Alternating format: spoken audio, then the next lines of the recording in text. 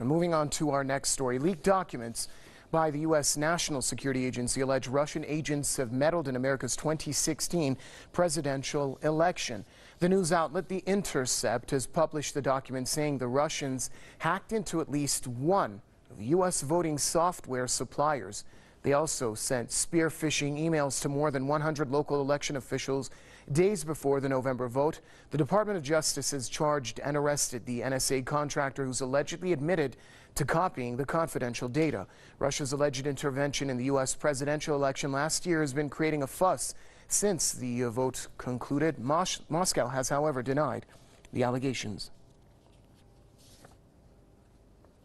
Investigative journalist Tony Gosling joins us from Bristol. Sir, welcome to the program. What do you have to tell us about these leaked documents? Well, I think to begin with, the United States is getting a bit desperate to try and pin any kind of bad news story and allegation and smear on the Russians, because there's been a complete breakdown in their persuasion and control of the European powers to get the European powers to engage with Russia militarily in the Ukraine. That is to say, to move more and more troops up to the Russian border and to persuade the European powers that Russia is a threat in Eastern Europe, and the same exact thing in Syria. Basically, the US lies, and actually I have to say as well, the British lies in Syria and in Eastern Europe are starting to go past their sell-by date.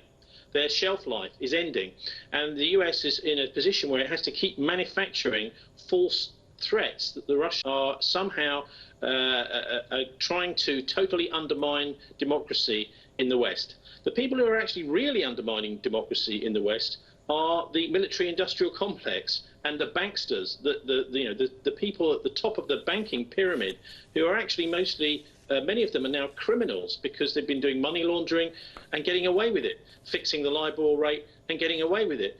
And so that's what the situation that we're in now. We have to ask ourselves, and I think The Intercept should be asking this question too, can we trust the CIA and the NSA, people like MI5 and GCHQ? And the answer is no, we can't, because they're totally unaccountable. Have they been reformed? No, they haven't. They're carrying on in the same ways as they had revealed by people like Edward Snowden. And I think the real story here is actually to do with the murder of Seth Rich on the 10th of July 2016. He was a Democratic Party National Committee IT guru. And I think he was one of the people that leaked information that actually it was Hillary Clinton's camp and the military-industrial complex that wanted her to get the Democratic nomination that were doing the hacking, Dominion voting and HIG capital voting machines. And this is, I think, a massive scandal, the murder of Seth Rich, which is not being reported here in hardly at all in the West properly. When Fox News tried to report it, they're immediately shut down. And they, I think, were the actual source of the WikiLeaks. That is to say, the Democratic National Party itself, people inside there, Seth Rich specifically, who could see that there was corruption and vote hacking going on in the Democratic nomination, that is between Hillary Clinton and Bernie Sanders, that Hillary Clinton was basically fixing the nomination. And they're trying to pin that on the Russians. Mr. Gosling, the fact that maybe the U.S. is trying to smear Russia, let's put that aside. Do you think that some components of the government, coupled with the media, are also trying to smear the Trump administration, maybe still trying to justify a way as to how Donald Trump was elected as president? Well, that's right. It's basically what they're trying to do is undermine a whole narrative that the Russians were not involved, which Trump is saying that the Russians were not involved. Certainly that seems to be, that's my take on this, is that definitely the Russians definitely had no specific interest in hacking those elections or leaking those emails themselves. The real hackers, of course, were revealed back in March by WikiLeaks, Vault 7 from the National Security Agency and the CIA, with the most amazing bunch of tools that have been developed by the CIA and the NSA to hack everything, including cars.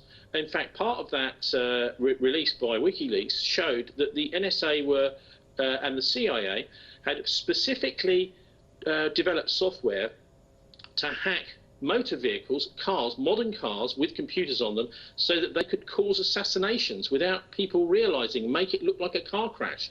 The same, of course, if you remember, with the Samsung TVs, so that they could use the Samsung TVs to actually spy on people while they thought the television was switched off. The real hackers, and it's like something from a William Gibson novel, if you've ever read that, the cyberpunk novels from the 1980s, because it looks like it may be discovered that in the US that the elections are being fixed from within the Democratic Party by the military-industrial complex linked to whatever candidate, Sure. and possibly the Republicans too, that they're trying to pin this on the Russians. And I honestly think that this is a measure of desperation, and it's appalling that it's not being investigated by the Western press. And just another aspect of this is it looks like this attack on Qatar is an attempt to attack actually the independent journalism, some of which is coming out of Al Jazeera. So there's a real attempt to get the entire Western world coming from the Indeed. same hymn sheet, which is the NSA and the CIA lies. Thank you, sir. Investigative journalist Tony Gosling joining us from Bristol.